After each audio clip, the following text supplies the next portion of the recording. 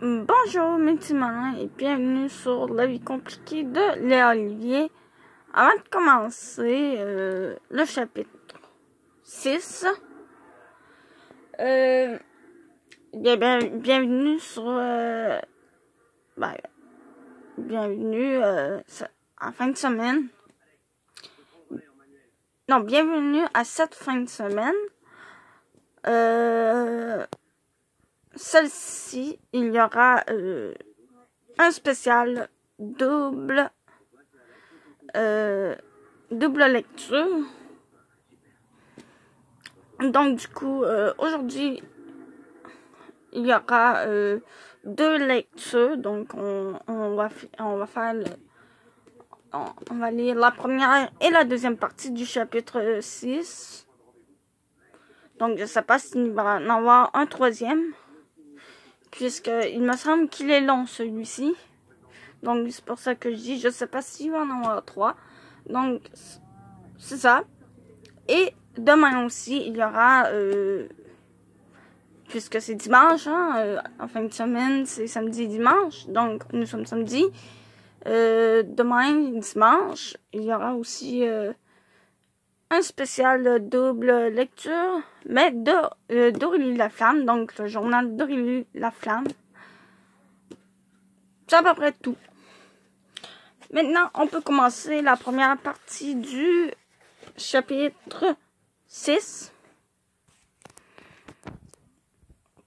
Donc, chapitre 6, conflit et cœur brisé, partie 1.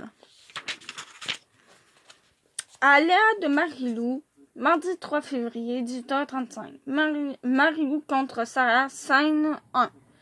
Salut, après avoir longuement réfléchi à ton dilemme, je crois que tu devrais en parler à Maude. Je sais que sa réaction risque d'être assez explosive, mais au bout du compte, je pense que c'est la meilleure chose à faire. Après tout, si nous étions en sa place, nous préférerions toutes les deux le savoir. Il se peut que même sous ses airs de diablesse, Maude soit humaine, et qu'elle en vienne un jour à apprécier ta loyauté et le fait que tu défends ses intérêts. Pour ce qui est des lois, je compatis sincèrement pour sa peine. On sait à quel point c'est difficile de se remettre d'une peine d'amour. Et en ce qui concerne Alex, je suis un peu du même avis que Jane. Il a peut-être réagi comme ça parce qu'il s'est senti jugé ou attaqué, mais je n'excuse pas son comportement, car j'avoue que je le trouve aussi un peu bizarre. Marguerite m'énerve déjà. Elle me fait penser à Odile, au pire à Sarah Beaupré. Grrr. Est-ce que tu penses que ces filles-là se lèvent le matin avec une coiffure impeccable comme dans les films? Ou est-ce qu'elles ont aussi parfois des boutons, des bourrelets ou des points noirs qui les complexent? En tout cas, je peux te dire que mon atelier de théâtre d'aujourd'hui avec Sarah ne m'a pas aidé à la percevoir comme l'une des nôtres. Je t'explique avant qu'on commence vraiment à interpréter nos rôles. La prof a voulu consacrer un cours aux émotions. Voyons. Vous inspirer de vos sentiments vous aidera à mieux vous exprimer sur scène. Je vais donc vous demander d'interpréter l'un après l'autre les émotions suivantes. Premièrement, la joie. Les autres élèves se sont mis à rire et à sauter de joie à tour de rôle, mais quand mon tour est arrivé, j'ai fait un sourire un peu forcé. J'avoue qu'étant donné ma situation familiale, je ne me sens pas comme une boule de bonheur en ce moment, et que ça a été plutôt difficile de feindre la gaieté. Marilou, essaie de penser à un moment heureux, ça va t'aider. Donc, je peux puiser dans mes souvenirs, bien sûr. J'ai fermé les yeux et je me suis remémoré le jour où tu m'avais fait un dessin de la prof dans le cours de maths en secondaire 2, Madame Poire, et que j'avais tellement ri que j'avais craché mon jus de pomme. Évidemment, elle s'était fâchée contre moi et m'avait collé une retenue. Ça mentionne, ton visage est lumineux. Je dirais plutôt qu'il est huileux. Tu sais, Marilou, Si tu utilisais un peu de tonique, ça ferait le plus grand bien à tes pores. Et toi, si tu utilisais ta tête, ça ferait le plus grand bien à tes notes blancs dans les dents. Bon, ça suffit, vous deux. Sarah, c'est à ton tour. Pense à quelque chose qui t'a rendue heureuse. Sarah, en fermant les yeux. Facile. Le départ de Léa Olivier. J'ai serré les poings et je l'ai fusillé du regard. Et maintenant, pense à quelque chose qui te rend triste. Ce n'est pas évident. Je suis quelqu'un d'extrêmement positif. Moi, en chutant près de son oreille, pense à la faute de ton dans ton tatouage. Ou à fait que Thomas aime mieux passer du temps avec des voitures brisées qu'avec toi. Ça commence à pomper de plus en plus. Non, ça c'est de la colère, pas de la tristesse. Sarah, en rouvrant les yeux et en les rivant sur moi. Et toi, imagine ton chum avec ma beste. Je pense que ça va t'aider à ressentir la perte d'un être aimé. Le prof d'en a découragé. Bon, je pense que vous maîtrisez déjà bien vos émotions. Allez plutôt m'écrire un résumé de ce que votre personnage peut ressentir dans les différentes scènes que vous avez à interpréter.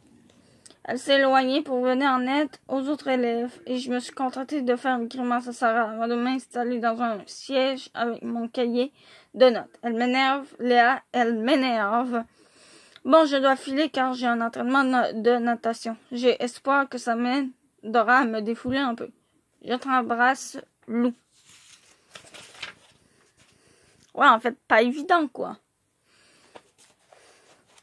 Ils sont pas évidentes. Vendredi 6 février, 19h02, Catherine en ligne. Où étais-tu passé? Je t'ai appelé 100 fois sur ton cellulaire. Ne m'en parle pas.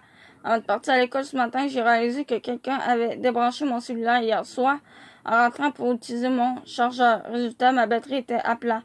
Laisse-moi deviner, Félix. Même pas.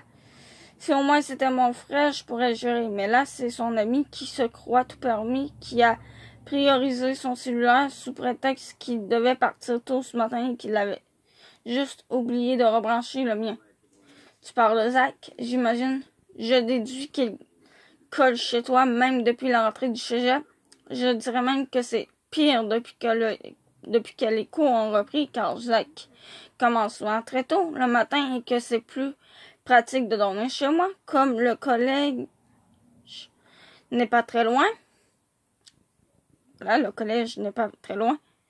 En plus, Félix et lui ont 2 cours ensemble cette session. Alors, je sens que je vais tout le temps l'avoir dans les pattes. Bah, pourquoi ils disent ça?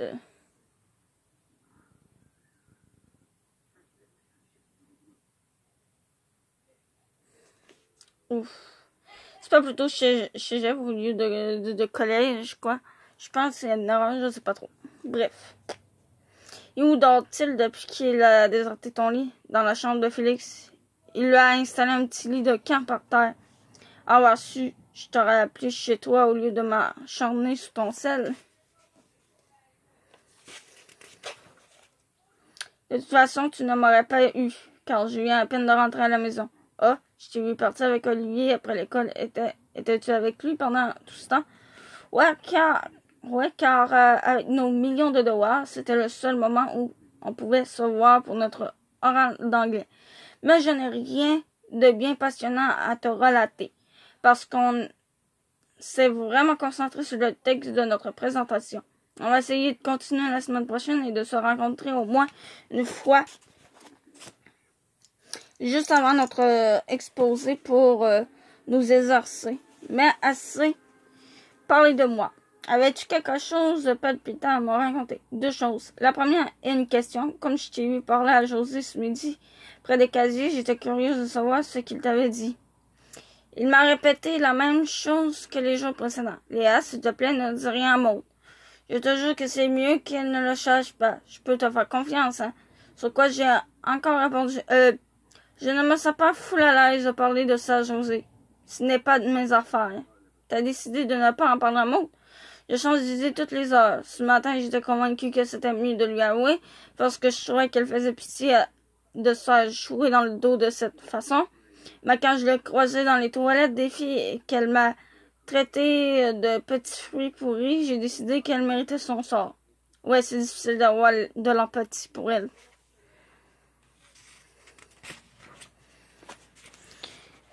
Je vais juste prendre une petite pause pour boire.